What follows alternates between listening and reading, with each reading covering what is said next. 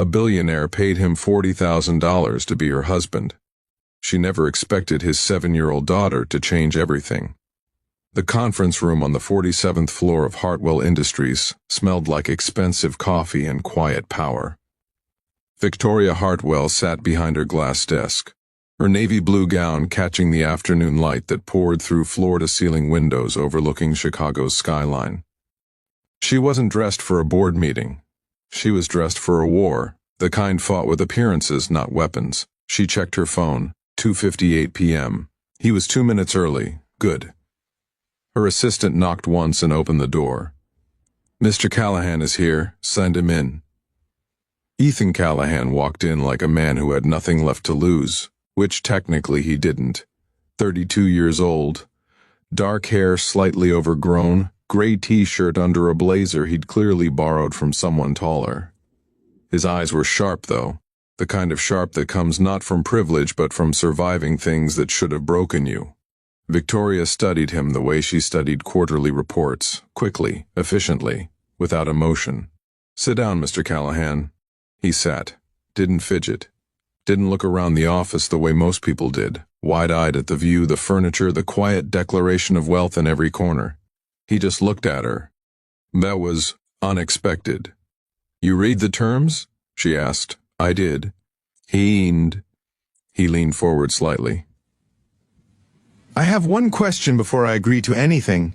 Victoria raised an eyebrow.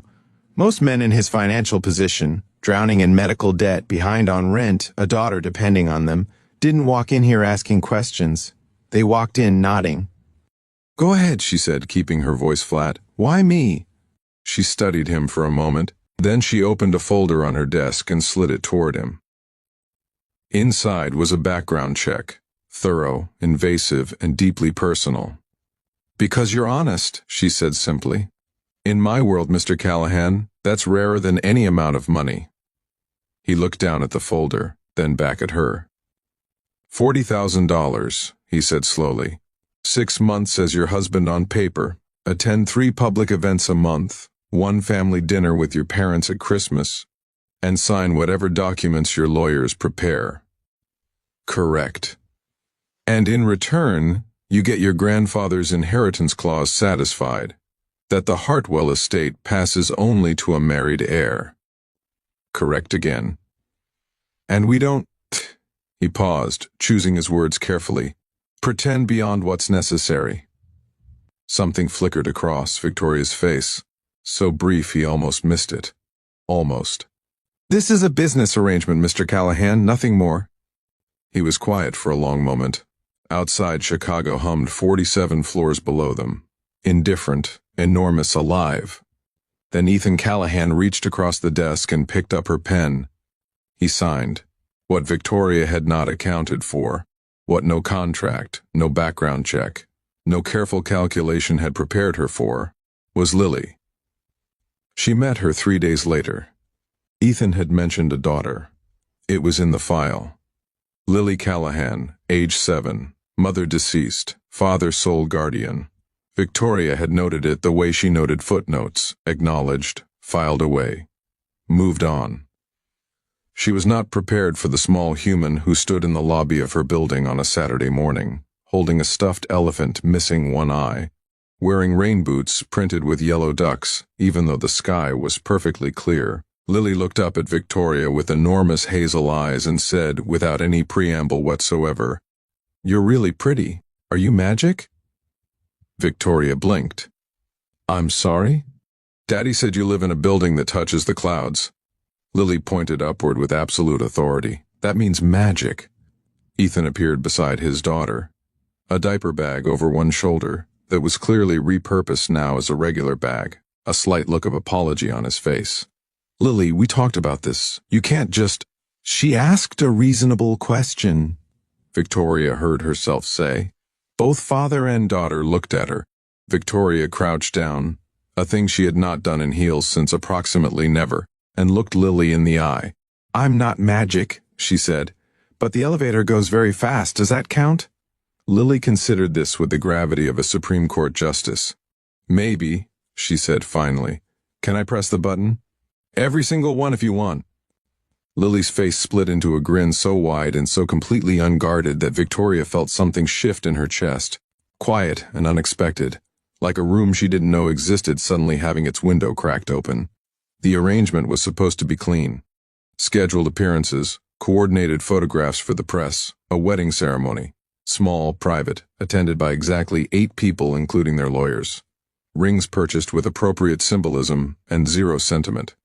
Victoria had designed it to be airtight. What she had not designed was Lily calling her on a Tuesday afternoon because Ethan was in a meeting and the school play costume needed emergency glitter glue, and somehow, Victoria's assistant had given the child her direct number. "I need gold," Lily said. The moment Victoria answered, no hello. "For my wings, Miss Patterson said we have it at home, but we don't. And the play is Thursday." Victoria sat in the back of her town car, mid-route to a shareholder dinner, staring at the phone. "How did you get this number?" "The nice lady at your office, she has very good cookies."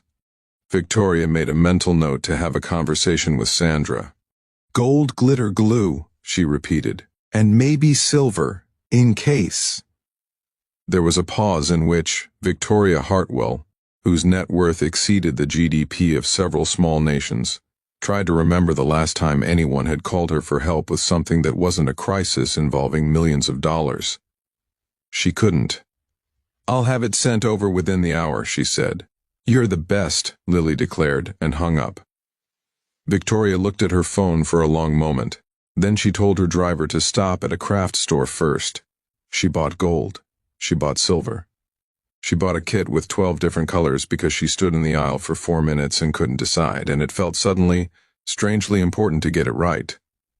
Ethan found out, of course. He was standing in the kitchen of his apartment, modest, warm, covered in Lily's drawings taped to the refrigerator, when Victoria arrived with a paper bag from the craft store and an expression that dared him to comment. He didn't comment. He just stepped aside to let her in. Lily descended like a small, joyful hurricane, seized the bag, inspected the contents, and then threw her arms around Victoria's waist in a hug so sudden and complete that Victoria stood perfectly still, arms slightly raised, like someone who had forgotten the instructions. Slowly, carefully, she lowered her arms and hugged the child back. Over Lily's head, she looked at Ethan. He was watching her with an expression she didn't know how to categorize. Not surprise, exactly. Something gentler than that. Something that made her look away first. The months passed the way time does when you're not watching it carefully, quickly, and full of things you didn't plan. Victoria learned that Lily's elephant was named Gerald and had survived a washing machine incident in 2023 that was very traumatic for everyone. She learned that Ethan made coffee too strong and got up at 5 a.m. to read, and that he never once asked her for anything beyond what the contract specified. That was the thing about him that kept catching her off guard. He didn't want anything from her, not her connections, not her money beyond what was agreed, not her admiration or her approval or the social elevation that proximity to her name could provide. He showed up when he said he would. He was kind to her staff. He remembered that she didn't eat shellfish and quietly ensured it was never on the menu when they dined together. Small things, impossibly small. She had spent her entire adult life surrounded by people who wanted pieces of her. Her time, her signature, her name, her father's name before that. Ethan Callahan wanted nothing. It was the most disorienting experience of her life. The night it changed, really changed. Not in the slow, quiet way of glitter glue and too strong coffee, but the kind of changed that you feel arrive like weather. Was the Hartwell Foundation Gala in December.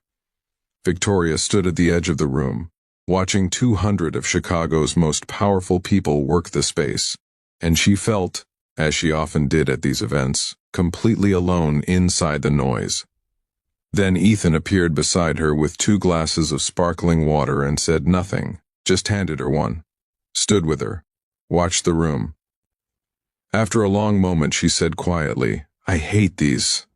"I know," he said. She turned to look at him. "How?" "You smile differently here than you do when you're with Lily." He paused. "With her it reaches your eyes." Victoria was silent. That's not a criticism, he added. I just notice things. You notice a lot of things, Mr. Callahan. Ethan, his voice was quiet. We're married. Even on paper, you can use my name. The orchestra shifted to something slower. Around them, couples drifted toward the dance floor. Victoria looked at him, really looked, the way she hadn't allowed herself to in 6 months of careful distance, and said, The contract ends in 3 weeks. I know. And then whatever you want, he said simply. That's always been true. She looked at the dance floor, then back at him. Lily made me a Christmas card, she said, her voice slightly unsteady. She drew both of us in it, and herself. She wrote my family at the top. Ethan was very still. She loves easily, he said softly. She always has, even after losing her mom. He paused. She decides someone is hers and that's it. Must be exhausting for you, Victoria said. Protecting a heart that open. Worth every second. The words hung between them. Victoria felt the edge of everything she'd built. Every wall, every contract, every careful arrangement, tremble slightly, the way buildings do in wind when you're high enough to feel it. She held out her hand. Dance with me, she said. Not for the cameras. She stopped. Tried again. Just because I want to. Ethan looked at her hand, then at her face. Then he smiled, slow and real and entirely unguarded, and took it. Yeah, he said. Okay. 3 weeks later, the contract expired. Neither of them mentioned it. On Christmas morning, Lily woke up at 6 a.m., ran into the living room, stopped dead at the sight of the tree, and then turned around and ran back to get both of them, pulling Victoria by one hand and her father by the other, absolutely insisting they both had to see it at the same time or it didn't count. Victoria stood in her pajamas, an indignity she had not experienced in a decade, in Ethan's living room, surrounded by Lily's drawings and Gerald the elephant and the smell of too strong coffee, and watched a 7-year-old lose her mind over a pile of presents under colored lights. Ethan's hand found hers, quietly, without announcement. She didn't pull away. Lily looked up and saw them and beamed, pure, uncomplicated, certain, like this was exactly how things were always supposed to be. Maybe, Victoria thought, holding on, that's the thing about children who love easily. Sometimes they see the shape of a family before anyone else does. And sometimes, if you're brave enough and lucky enough and willing to let a 7-year-old with duck boots and a one-eyed elephant rewrite your entire plan, they're right. The end.